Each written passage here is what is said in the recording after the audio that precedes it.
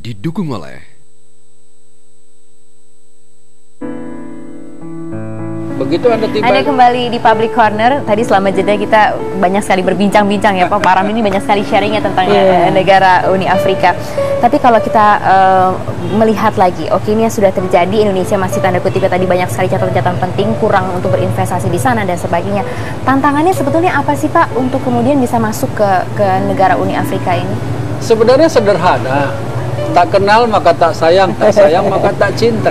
Ya kita harus kenal Afrika gitu. Makanya adanya pusat kajian Center for African Studies akan sangat bagus kalau ada. Saya pernah bicara sama Ibu Prita, misalnya Ibu Prita bagaimana kalau kita buat seperti itu? Oh bagus sekali begitu kan. Itu bisa menjadi rujukan pemerintah, pengusaha, siapapun termasuk juga ya. kalau mereka mau masuk dan mengusahakan. Oke, ada yang mau bergabung bersama kita dari Banyuwangi. Selamat siang Pak Haryanto. Halo Pak Haryanto, selamat siang. Sudah terhubung dengan Public Corner. Suaranya nggak ada nih Pak. Pak Haryanto? Belum ada suaranya. Kita ngobrol-ngobrol dulu aja Bu. Ini kalau melihatnya kita bisa mengembangkan apa lagi sih agar kerjasama ini bisa betul-betul terjalin antara Asia, Afrika, dan kita bisa betul-betul melihat potensinya di Afrika. Iya, yang pasti perdagangan sudah tadi ya gamblang ya potensinya. Investasi juga sudah. Kerjasama dalam hal misalnya transfer teknologi, sharing knowledge. Nah, ini yang mungkin malah justru akan menguntungkan gitu. Intinya adalah setiap kita mau bekerja sama dengan negara manapun, itu kita harus memahami dulu apa potensi kita dan apa kebutuhan mereka.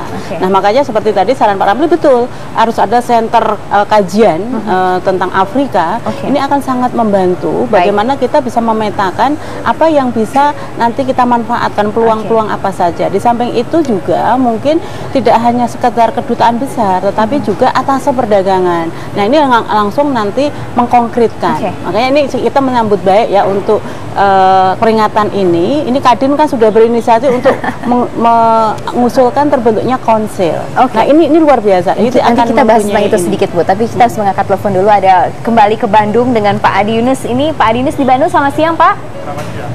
Halo. Ya, selamat siang. Silakan Pak. Apa yang ingin ditanyakan? Saya tertarik sekali dengan eksplorasi potensi Afrika. Beberapa waktu yang lalu Kadin Kota Bandung mengadakan semacam pelatihan tentang perdagangan luar negeri, tentang ekspor impor.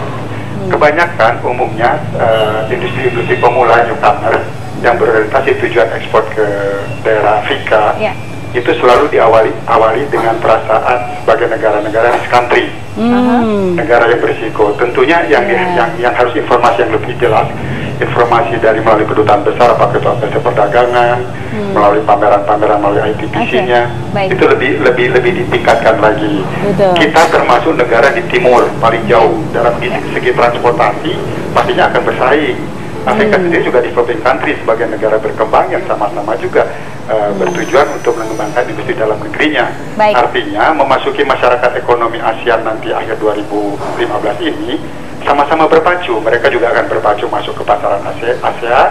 Kita juga harus bisa berpacu, tapi yang paling penting pemerintah sebaiknya membuat G2G, Government Bilateral Agreement antara pemerintah dengan pemerintah, misalnya dalam kemudahan transportasi. Pak Adi, terima kasih banyak. Terima kasih.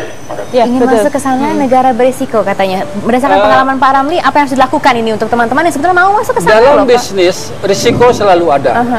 Tetapi dari pengalaman saya 4 tahun sebagai duta besar di sana, untuk Ethiopia dapat saya yakinkan risiko itu sangat kecil. Kalaupun ada persoalan, itu justru lebih banyak di pihak kita yang saya alami begitu ya.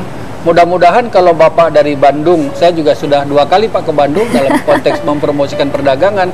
Kalau Bapak datang ke sana, saya yakin sahabat saya duta besar di sana sekarang akan menyambut Bapak membuka dengan pintu selebar-lebarnya senang hati. gitu ya. Nah, dalam konteks government to government sebenarnya ada 3 triangle begitu ya, 3 segitiga yang saling terkait. Yang pertama adalah government to government seperti Bapak katakan tadi.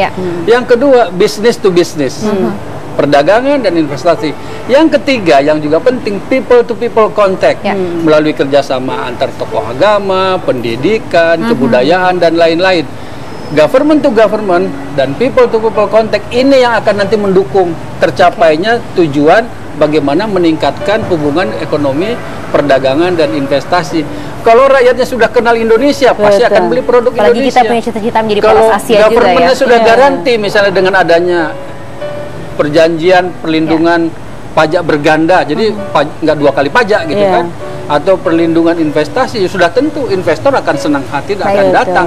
Itu yang sedang dikerjakan sekarang. Pak Ramli, terima kasih. Bu Eni, terima kasih juga. Terima kasih. Semoga dengan adanya talk show ini bisa membuka mata banyak masyarakat. Setidaknya mereka Perubahan tahu mindset, perubahan mindset itu yang akan terjadi. Perubahan mindset adalah hal yang sangat penting. Oke, baik. Terima kasih banyak Pak Ramli. Perubahan mindset adalah hal yang sangat penting. Semoga ini bisa meremajakan kembali kerjasama antara negara Asia dan Afrika melalui peringatan ke-60 ini. Terima kasih banyak dan teman-teman masih akan meneruskan dengan berbagai informasi lainnya. Jadi jangan kemana-mana, tetap di Metro TV. Terima kasih banyak Pak Ramli. Terima kasih banyak.